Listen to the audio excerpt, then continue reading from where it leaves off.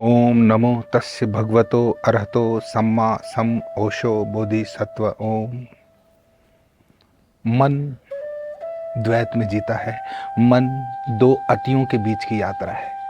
मन अद्वैत में प्रवेश नहीं पाता। ध्यान अद्वैत की यात्रा है। ध्यान तो संतत्व है। मन तो खाली द्वैत को पहचानता है।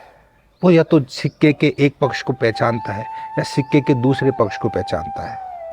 लेकिन सिक्का उछालो और सिक्का ही खो जाए,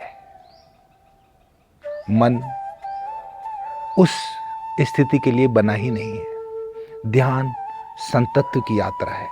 वो साधु और असाधु के पार की स्थिति है। मैं भी ध्यान के बारे में बोलता हूँ तो मेरे कई मित्र मुझे कहते हैं कि तो आप भी अपना एक यूनिफॉर्म बनाइए, आप भी टीका लगाइए, आप भी उसी तरीके के वस्त्र धारण कीजिए जो कि धार्मिक लोग पहनते हैं, ताकि हम आपको पहचान लें। और ये वो लोग हैं जो मेरे बहुत करीबी हैं। क्यों वो ऐसा कह रहे हैं? क्योंकि उनका मन परिभाषित करना चाहता है कि ये क्या है, ये साधु है या हमारी तरह भी जगत में फंसा हुआ असाधु है। वो चिन्हित कर लेना चाहते हैं। हम संसारी को पहचान सकते हैं, हम संसार के त्यागने वाले को पहचान सकते हैं, लेकिन हम उस संत को नहीं पहचान सकते जो त्याग और भोग से परे परम भोग की घटना है। संत वो है जिसके सभी प्रश्नों का अंत हो गया है। ध्यान आपको साधु और असाधु में नहीं बांटता। ध्यान आपको द्वैत में नहीं बांटता। ध्यान आपको संतत्व की ओर उन्मुख करता है, जहाँ पे करुणा है, प्रेम है, होश है। तय परिभाषाओं में बंधा हुआ लकीर का फकीर नहीं होता ध्यानी। ध्यानी तो एक परम स्वतंत्रता है होश की। ये होश उसे उच्च अंकल नहीं बनाता। यह होश उसे परम दायित्वपूर्ण बोध देता है। ये आंतरिक प्रकाश है, जिस प्रकाश में कोई मलिनता नहीं है, जिस प्रकाश में कोई कर्म बंधन नहीं है। वहां पे सारे कर्म पवित्र हैं, वहां पे सारे कर्म मुक्तिदायी हैं, वहां पे सारे कर्म आपको आशीर्वादों से भर देते हैं। हम साधु पुरुष किसे कहेंगे? हम असाधु पुरुष किसे कहेंगे?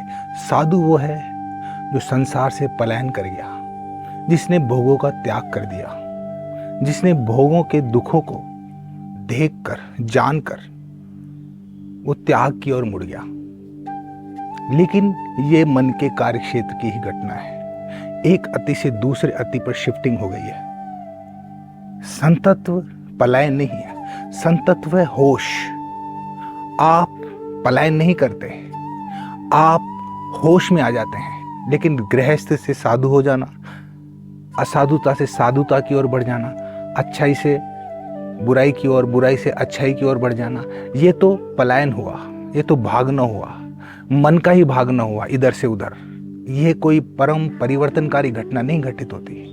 इससे आनंद के उस फूल के खिलने की भी संभावना बंद हो जाती है, खत्म हो जाती है।